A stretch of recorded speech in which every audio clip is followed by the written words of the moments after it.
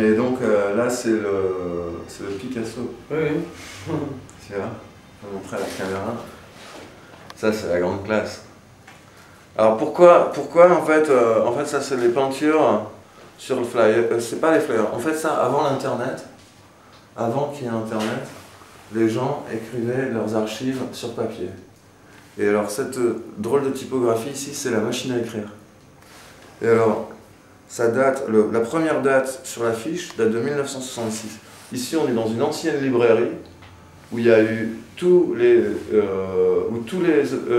livres qui étaient fichés ici jusqu'en environ 1983 étaient fichés sur, dans ces tiroirs. Ce qui est super intéressant aussi là-dessus, donc j'ai ici par exemple là Gobetti, Opere Complete. Alors là par exemple c'est tous les bouquins étrangers, les plus grands, dont Picasso par exemple.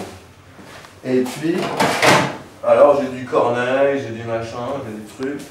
Et alors, ça veut dire que chaque peinture, comme ça, elle a une histoire.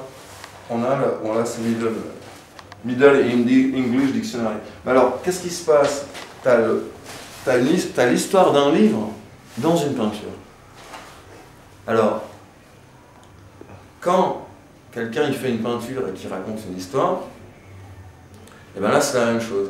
Quand Ratatouille il fait une peinture, il raconte l'histoire du livre en question. Alors là, souvent en fait ce qui se passe, c'est que les livres de cette époque en plus, ils n'existent plus. Et donc ils sont tous, donc c'est sur les archives. C'est la grande classe. Bon bien sûr ça plaît aux gens à qui aiment les bouquins. Si on n'est pas trop dans les livres et tout ça, c'est plus notre délire quoi. Ça arrive. Moi je lis pas trop de bouquins, je suis dyslexique. On l'expose dans une librairie. Je sais pas pourquoi. Et puis ben voilà. Donc le Picasso, il vient avec toute la collection, les cornets, les machins trucs.